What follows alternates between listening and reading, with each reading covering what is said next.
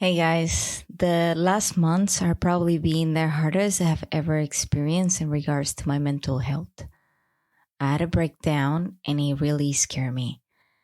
It scared me to think that this could probably be part of the rest of my life, like something that will continue happening. I've always been a super happy person and having panic attacks are never been part of my life. It was hard to think that I was the one going through some of the issues and things that I actually podcast about. There's a saying in Spanish that says that you have to do what you preach others to do. So I knew exactly what I needed to do in theory. In paper, I know exactly how to control it, but putting it into action was something completely different. I'm going to start by telling you all why am I in the stage or the position that I knew I needed to go back to therapy. About 2 months ago, my grandma passed away. And if you hear my first episodes, you probably know that she meant the world to me. She was my mother in all senses. I grew up with her. My mom was there, but my grandma was the head of my house.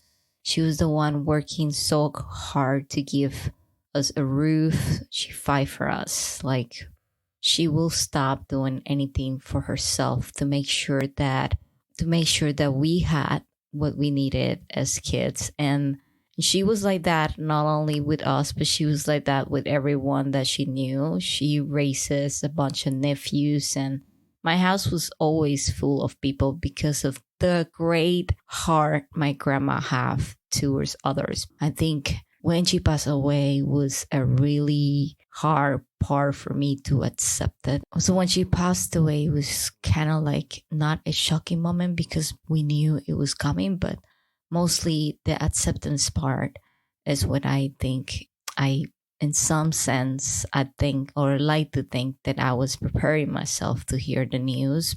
She was the bravest and more responsible woman I have ever met. I mean, growing up with her was hard because she didn't know how to express her love.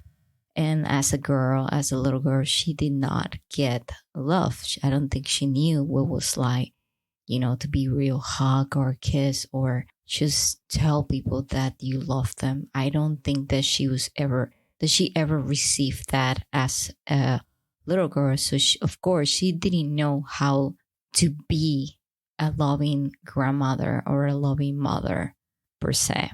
The only way that she knew how to express her love towards other people was by cooking, cleaning, providing for them, giving them a roof, giving them clothes, working really hard for that.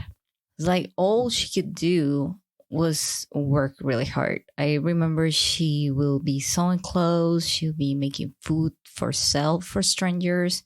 She will create raffles in the neighborhood, like lottery raffles to be able to provide food for us. That is something so impressive from anyone because at this stage of life and at the level that I am, I don't have to do any of those things to be able to provide for my kids. So in my mind, when I think about this thing, it just blows my mind. The amount of love that this woman have for all of us. This wasn't easy because as a kid, you don't understand why was she mad all the time or you don't have any clue of the amount of responsibility she had on her shoulders to be carry on and to be a provider. Like you don't know these things as a kid. But as I grew up, I started knowing and understanding why she was so tired or so upset or so busy, right? I started to respect her more and more. And the more I grew, the more I loved her. Like it was just like the way I admire her for everything that she fought for. She fought cancer once when she was in her 20s. And, and she lived a long life after that. And if it wasn't because of my grandma, I don't think I would be sitting down in a computer in a beautiful house in Italy looking at the mountains. I won't be able to do that because I honestly feel that without her, I wouldn't be here right now. And I am so extremely grateful for everything she did for me and my brothers and my sister. I have the opportunity to spend 3 years with her when we live in Texas. My husband had the option to go to Killeen, Texas, and I asked him to take it. I mean, deep inside, I knew that those 3 years were going to be vital to spend time, to be able to spend time with her. So I did. I was with her almost every day. We experienced a really grandmother and granddaughter relationship like nothing we have ever experienced before. Now that she didn't have the massive amounts of responsibility nor work, we had an amazing and beautiful relationship. We were really good friends. We were able to get to the point of what a beautiful relationship is. And I am so deeply thankful for those 3 years because on the long run, I wouldn't have those. I wouldn't have the opportunity to look back and think about how grateful I am for everything she did for me.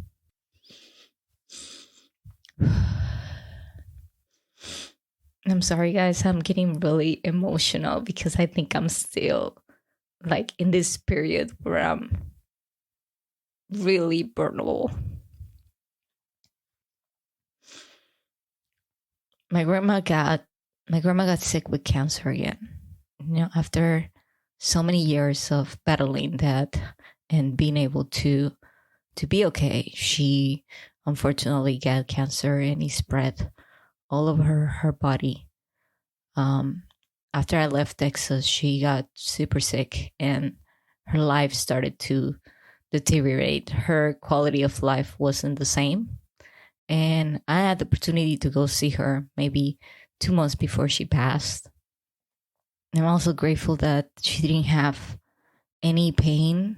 The nurses that went to the house to see her were able to give her medication to help her with all the pain that she went through. So we were all so grateful for that. The day she passed away, I was out having dinner with some friends that were leaving. I got home and I went to sleep. When I get the call about 6 a.m. from my sister in Panama, I mean, the time difference was already a signal that something was happening, something was wrong, but I didn't think of her. I was more thinking about my sister or my mom because my mom is right now in Panama. She wasn't able to go see her mom. And I got the call and got frozen for a couple minutes. I could hear my mother in the background crying. She's devastated. My sister told me that she was gonna give her something so she could sleep because she was doing really bad. So I hang up the phone and I call my husband to let him know that the news, because we all knew that she was really sick, and I mean, in our minds, that call was going to happen eventually, but she was not giving any signs of that she was doing really bad. Every time I call her, she had some pain and everything, and we all thought that was normal, but they were controlling everything pretty good. So I guess in a certain way, you can never prepare yourself for a call like that. After I hung up the call with my husband, I started hyperventilating. I was not able to control my breathing, and it didn't matter how many yoga and pranayama I knew. I was out of control, like I have never ever felt before. I never knew how did it feel to lose someone that you love that much, and it was very hard. And people who doesn't know me will think that I am okay because life has to go on. You can't really throw yourself at a couch and never again get up. Can't do that. Especially if you have kids. Like, it is summertime and I have to take my kids to swimming classes, track and field, you name it, because they are so active and I love that. So I have to sacrifice and get up every day and continue living like everybody else in my family must be feeling right now. And I am a very lucky person. I just really am, and just the fact of how my life has turned around and the things that had happened to me in certain ways. Very lucky person, and I'm also guided by the universe and God, and I know it. And I have made amazing friends here in Italy, people who I truly care for, and not your typical hanging out with your friend for coffee. Like, I made real and truly amazing connections, people who I truly care for, and that is reciprocated. My friends have been there for me. They've been there when I needed them the most. Now, not everyone will ever understand what you are feeling, but everyone is different. Everyone will show their love in different ways. After my grandma passed away, I went rock climbing twice with some friends. First time we went was because I really wanted to get my mind out of everything. It went well. We had a good time and we climbed, not the whole thing, but we did half of it, and it was quite okay. I did feel my palms sweating a little bit in a couple of the parts where I couldn't reach the rocks to climb into the next one, but nothing that I will be scared of my life. I'm not afraid of heights. I'm actually really good with heights. I can do things, so I wasn't concerned about the heights. Because it went very well, my friend decided to take us to a more advanced cliff. So there goes the second time we're going rock climbing, and that's when I had my first panic attack. I was up in that rock thinking I was going to die. I think rock climbing is not only your physical condition. I think that in order to navigate through the climb, you also have to mentally prepare yourself. And a day before going rock climbing, I had an EKG done because I had pain in my heart twice. The results for the EKG came out and it was abnormal. And I got out of the clinic in tears thinking, about that, because obviously I just passed through a recent death of my grandma and I'm receiving this news. So it didn't help. My mental part was not really rock climbing. I was just having all of those thoughts going on and on and on, right? So I think today my feelings are more normal. I was under stress because of the death of my grandma, and getting results that your heart is abnormal was not good. So of course, after all that, I went rock climbing on an advanced climb. Not the most smart decision at all, but I understand myself. I know sometimes I do things like this ones to escape reality. I have done it in the past and I know it. Now, some people take drugs, some go get drunk in alcohol, some others take worse decisions. I am not saying mine was healthy, but I am saying it could be worse. And I know that I was responsible for putting myself in that position of rock climbing, on the level of mental in non-stability that I was having at the moment. I know and I take full responsibility for it. I shouldn't have known better not to go on an advanced climb when I wasn't ready for it, not mentally. And I didn't blame any of my friends for taking me there. I blame myself for not maybe also doing the part of researching and kind of reading more of the reviews of what the climb was going to be and what to expect, right? When I got stuck in one of the rocks and I started panicking, my whole body was shaking. I wasn't able to move. I got stuck in a difficult position because I needed to pull my whole body up with my arms, and I didn't have the strength to do it. I started crying and panicking. I keep telling them that I wasn't going to be able to do it. I think everyone there knew I could. They knew I was in panic. They gave me plenty of time to get myself together and end up the climb. But I was feeling pretty horrible. I think I cried for the next 2 days. I was crying because I was feeling weak and sad.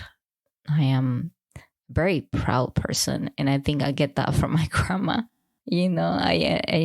I'm very proud of myself for everything that I have been accomplished or been able to accomplish in life. I am my number one cheerleader.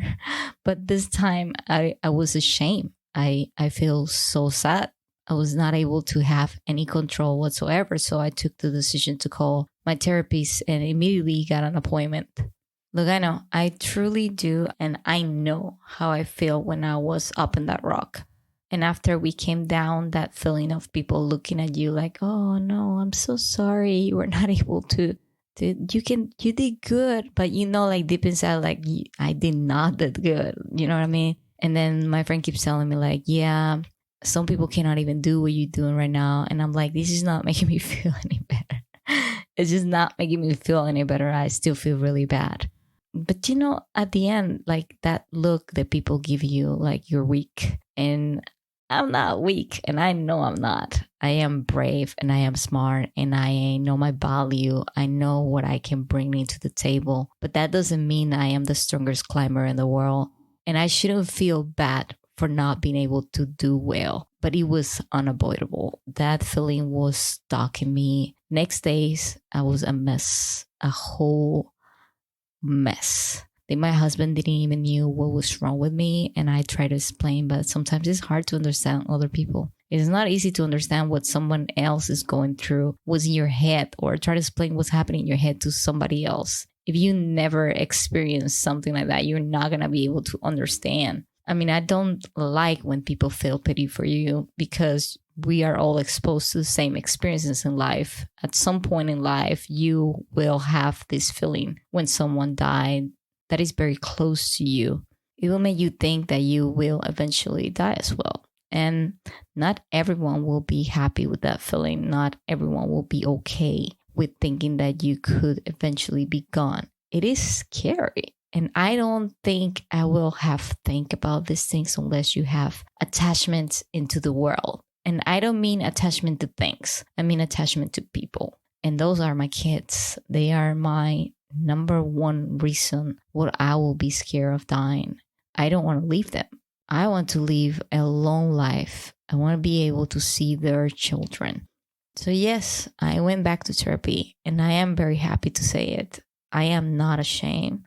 I am proud because knowing that you need help is the number one reason I started this podcast. Getting to know when you need help is the most important part of balancing your life. Everyone, absolutely everyone, will need help at a certain point in their life. Going to therapy isn't a sign of weakness and isn't anything to be ashamed about. Admitting that you need help and reaching out for this is really important so that you can get back on track. It's also important to understand that you don't have to hit rock bottom or have a diagnosed mental health condition in order to benefit from therapy. It might be that there's something troubling you at the moment, or you need some help and guidance with certain areas of your life, with like your self-esteem, or you have problems in your relationships, or you have issues with your past that have resurfaced. That's pretty common if you have trauma from your childhood. And you can talk to a therapist about anything you're going through if it's having a negative impact on how you're feeling. Look, there are signs that you can look for, and those signs will let you know if you need to reach out. If you're starting feeling anxious about things, like you can't control yourself. I know that at nighttime, since my grandma passed away, as soon as I laid my head in the pillow, I am starting to think about her, and I cannot help not to tear up and feel sad about it. And I think it's a process that you have to pass through, and that might be a sign that I'm getting anxious. And if that is, I want to know. And that's the reason why I'm in therapy right now, so I can know if that is something I need to worry about, or if this is a process that I need to pass through in order to let myself or my head and my mind and my brain know that, yes, we lost someone that we really care about. And that can give us a little bit of anxiety at night before going to bed, or it can make us not sleep, the right amount of time. If you're generally feeling overwhelmed with everything, like if everything is overwhelming you, that is another sign.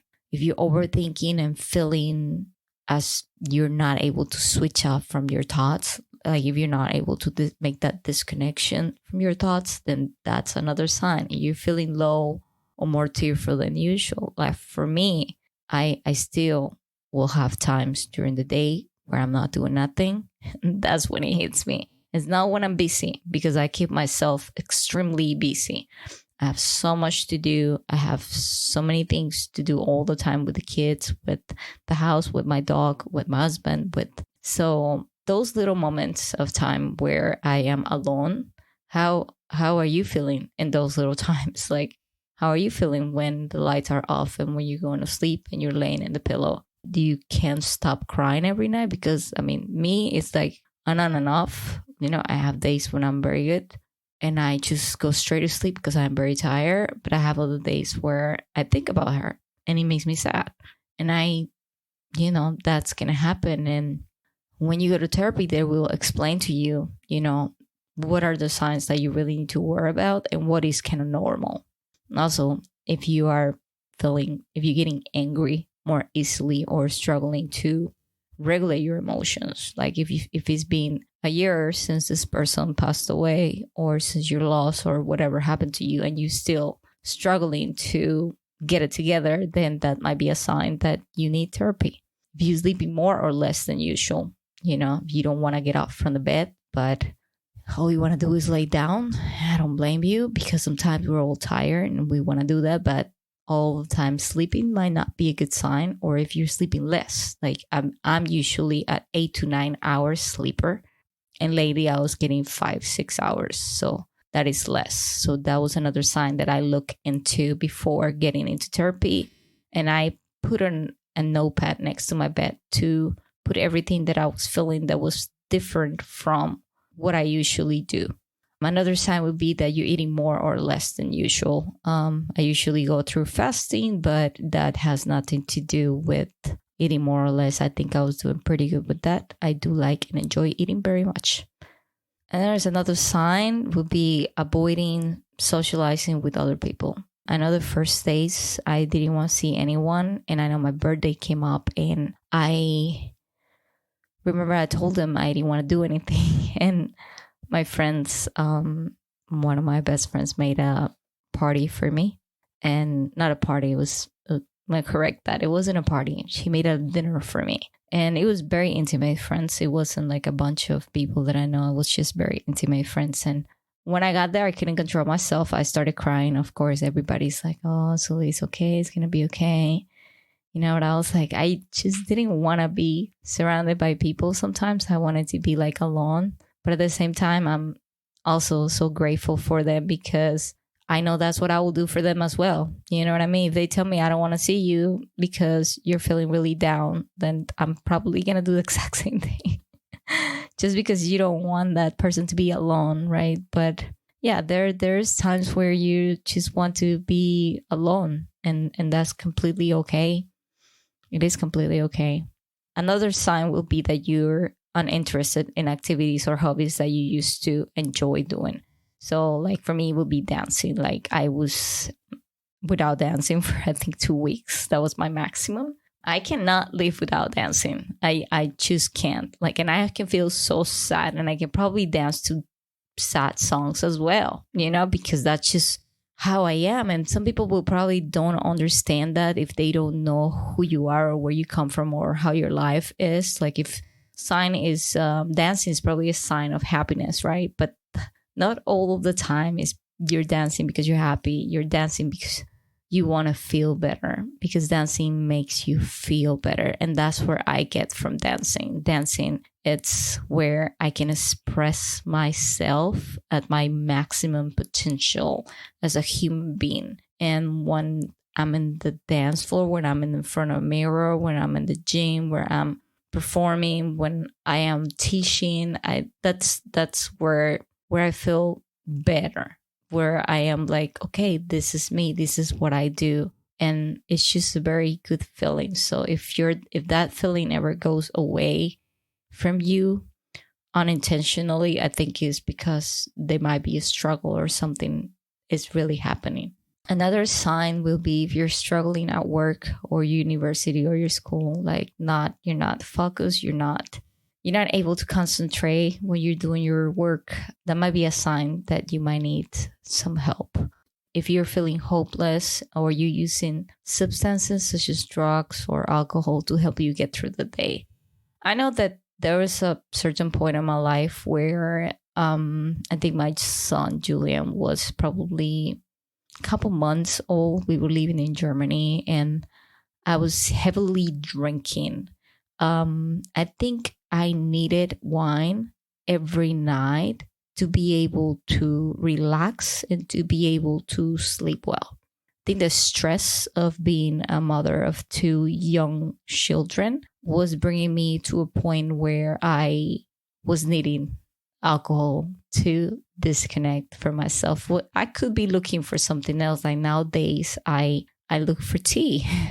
I still need something, but it's a little bit less risky, per se, that way, right? But I think we all look for those things to kind of help you get through the day. And I think I was doing something wrong by looking for wine because I was relying on that glass of wine. And not that I drink a bottle, I was drinking only one glass a night, but I really needed it. I was becoming so codependent of that glass of wine that it could possible escalate in the future into more and more and more. And I didn't want to continue going through that path. So I slowed down onto the point that I barely drink now. I like to say that I drink on special occasions only. And that's because I still enjoy having a glass of wine here and there. But it doesn't mean that I need it or I codepend on it anymore, because it was something that I feel like it could have been a problem in the future and I didn't want to go through it. And for last, if you're having thoughts of harming yourself or feeling as you don't want to be here in this beautiful world anymore, I don't think that will go with me. I love life so much. I enjoy everything that I'm able to do. And I really, truly just put my hands on grass, sand, the ground, and I feel the connection with earth. I don't know if it's the yogi talking in me or what it is, but I really need that connection all the time. And when I escape to the mountains to hike with my friends or my family and I'm over there, just out there, it is such a great feeling. It's that feeling where all of your senses are connected in one and you're just feeling so good. That feeling right there is priceless for me. That feeling of holding my kids and hugging them is priceless for me. That feeling of being able to call your loved ones, even if they're far away, that's priceless to me. And that thought of harming myself or feeling like I don't want to be here anymore will never happen. And I hope it never happen. And I hope that if you are having any of those thoughts or if it even crossed your mind even once, I hope that this podcast can help you and lead you into getting the help that you need on time, because that is so important. And these symptoms might be a sign of an existing mental illness, such as depression, anxiety, or addiction. Or they might just start it for no clear reason, right? If you've recently gone through something particularly stressful or traumatic, you lost someone, and this is having an impact on how you're feeling, whatever the cause is, if these problems or emotions are having a negative impact on your well-being and they are affecting your ability to function in your daily life, it's important to get help. And there are many types of therapies that can help you to overcome your mental health worries and take back control of your life. And I know that when I was looking for information, one of the main things that I wanted to know, like, what are going to be the benefits of me getting therapy, right? Because like I have friends, I can tell them, I can talk to them and tell them everything that is going on with my life. And they will give me some kind of advice, based on their own life, based on their own experiences. But it doesn't mean that is exactly what I need. Maybe what I need is talk to someone who I don't have a connection with and hear a perspective from someone who don't really care for me enough to make things look or presentable or pretty. You know what I mean? Like getting a truth is completely different from hearing it from someone that cares about you, because they care about you, they might tell you things in a different way. And that was not what I was looking for. And therapy has a lot of benefits, and it has the potential to have a hugely positive impact on your well-being and your quality of life. And effective therapy can improve multiple areas of your life. Like you can be benefiting your emotional part, your socially part, your professionally, and even helping you feel better physically. But some of the basic benefits of therapy will include the use of proven and evidence-based techniques to explore your issues and help you get back on track.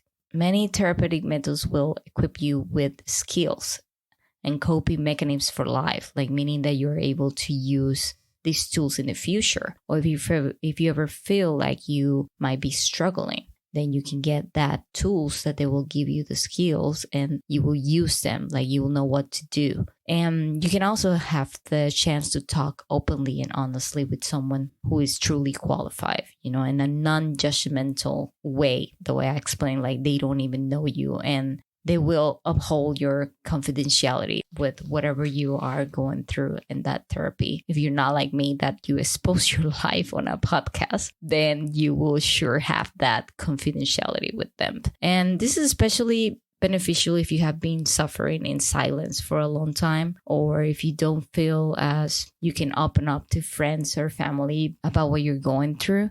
Therapy can give you like a safe space to work through issues and someone who's compassionate and objective about things in life. And I think that will be one of the benefits you can get. Another thing could be the opportunity to learn more about yourself. This might include learning from the past that has shaped you and who you are into who I am. I mean, therapy for me has been that I have taken the opportunity to learn a lot about myself and what are the things that have shaped me, what are like my weakness and my strengths and why you feel the way you do. And it could be triggering your emotions, and that is okay because that's where you want to get. Developing a more true understanding of yourself can help you to be aware of your feelings and why they have to come out, like why are they out and how you can cope better in the future. It's everything about learning how to deal with everything, because we were thrown into the world, and they're like, okay, there's the war. Go conquer, right? But there's always going to be a stone. There's always going to be a step. There's always going to be something that is going to bring us down. And how do we get up? How do we improve that? And also improving your relationship with other people, including your loved ones, the people you work with. Therapy can help you develop more self-awareness, so you know how your behaviors might be impacting on others. And it might also enable you to communicate better with other people. Also, if you have problems like with your partner, with your husband, with your family, there are like a specific therapies for all of this that they can help you to resolve this and move forwards in a more healthy way. Me and my husband, we've been through couples therapy before, and we talk about this in other episodes of the podcast. Not every session is going to be great, and you need to be aware of that. There might be some sessions where you feel like you don't want to go back to therapy. But then you really need it, and then that makes you go to therapy. But for me, that's been an amazing relief to be able to just have someone that I know I can just schedule an appointment and go talk about what's happening. You can improve your self-esteem. Therapy can help you set goals for the future and empowers you to be proactive in taking positive steps forward. Since I started all of this, I have made better decisions, except for rock climbing. But besides that, I have made pretty good decisions since I started changing a lot of the things that I used to do. And this can increase your confidence and your ability to take charge of your own emotions and well-being. You also have the ability to access therapy at a time and a place that suits you. There are a lot of online counseling services that allows you to receive expert counseling and therapy from the comfort of your own home. And that is so good, because in the past, we did not have that, right? I don't think my mother or my grandmother had the ability to receive therapy. And I think if they wouldn't have had that opportunity, things wouldn't have changed a long time ago. We wouldn't have to be the positions where sometimes we were exposed to as a kid. And I feel like that wouldn't have been better. So, but right now, there's no excuses because there is online services that you can go to and get it, and you don't really have to make excuses for not being able to control your life. There's no more excuses. You have it available. Like there's even services for the militaries which are completely free. And I know most people think that they can be their own therapist. I have heard this several times, like, no, I'm my own therapist. I don't need any of that. Yes, there are several ways you can help yourself. And being your own therapist is about taking command to develop and implement the skills necessary to better anticipate and manage mental health challenges. In other words, self-therapy is an informal psychological intervention delivered by yourself to yourself without the input of a trained therapist. What they call self-therapy isn't equal to or a replacement of therapy. However, it could be a great complement to professional support. And if you want to find some of the ways that you can help yourself without going to therapy, one of them will be journaling. And you can write about your thoughts, emotions, and experiences, and that can help you identify thinking and your behavioral patterns and challenges. And this awareness is essential to step to working on your mental health on your own.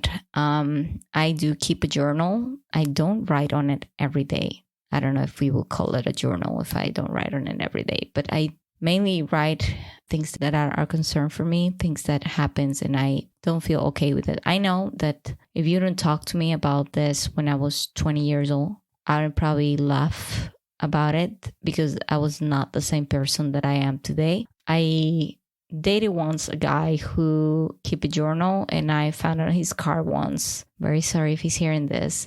When I found his journal, I didn't know it was a journal. I opened it and it had my name on it. And I was concerned about it because I was like, why does he have my name on it? And then I remember it said, Sully didn't call me today. I'm very concerned, but I'm going to wait until she calls back. And at that time, because I was very immature, I was a little scared at the same time. I didn't see things the same way as I do right now. And I wasn't self-aware of all of the things that I know today, right? So I think I got a little scared at the beginning and then I laughed and then I didn't see the guy again. I don't know how to explain that. I don't have any excuses because a more mature person will probably talk to the person and see like why were you writing that, or what makes you think that, or what makes you feel like you needed to like journal about me? You know what? But the problem was that he was probably having a lot of feelings for me, and I wasn't reciprocating the feelings. And when I found that, I thought that he was a little crazy, and I didn't want to see him again. And I have no reasons to defend myself and what I did or not giving him a reason why I didn't see him anymore. But I think it was just my level of maturity just wasn't there. I wasn't going to be able to understand even if he explained what it was or what was he journaling about me or what was his deep feelings about me. I don't think none of that stuff will actually matter because at that moment I wasn't looking for love per se. I don't think I was. I think I was more about enjoying the moment and having a good time and not really thinking about his feelings. So yeah, I think if the tables would have turned around and I will be him and he will be me, the position where I put myself into very vulnerable position by writing why this person hasn't reach out to me or call him or call me because I miss them or because I want to spend time with them will be very hurtful. And not hearing from them again will be even more hurtful. Another way that you can help yourself will be with self-help books. Learning from others, people's experiences and expertise can support your self-help journey. You can find self-help books on topics such as motivation and inspiration, which are my favorite type of books. I love books about motivation and inspiration. They are my number one for self-help books. I really enjoy those books. And I think finding those books are treasure to me. Once I found one, I want to share it with everyone that I know so they can take advantage of it too, especially if I know that it's a book that is going to be making a difference in my life. You can also read books about specific therapeutic techniques associated with psychotherapy approaches like cognitive behavioral therapy. These psychotherapy approaches are often effective for depression, anxiety, relationship challenges, and personality disorders. The World Health Organization also offers a self-help recovery planning manual that you can find online. Another way that you can help yourself will be by guided courses. Self-help doesn't mean you have to do it all by yourself. You could learn more about mental health tools for signing up for an in-person or online course. Coursera and Udemy offer a variety of mental health related courses by accredited institutions that you can probably look that up. And there's also the National Alliance of Mental Illness and also offers a resource directory for mental health education. So there are plenty of ways that you can look it up. And for last but not least, we have phone apps because we live in a modern world where we have to take advantage of all the good things we have. So if you ever downloaded a habit tracker or meditation program or even a relaxation game on your phone, then you already use a self-help digital tool. Self-help apps can include general resources like self-assessments, worksheets, or courses. And you can also find mental health apps for specific challenges, for anxiety, for smoking, for depression, for stress management, and relaxation. You can find all of this information online and it's pretty easy to be found these days. Look, guys, I know feeling weak is not cool. No one ever wants to be the weakest. No one wants people's pity. But absolutely everyone, at least once in their life, will need help. And when that happens, please remember there is help available online, in person, over the phone. Don't have to wait until you hit rock bottom, until anxiety and depression is on you. Getting help when you need it is so important because it can save you. It can save you time, it can save you money, and it could avoid having to rely on medications to stay calm in the future. You don't have to be the strongest person at all times. Don't feel ashamed of your weaknesses. What other people lack of, you have it. And what you have, other people lack of. It's not gonna be the same.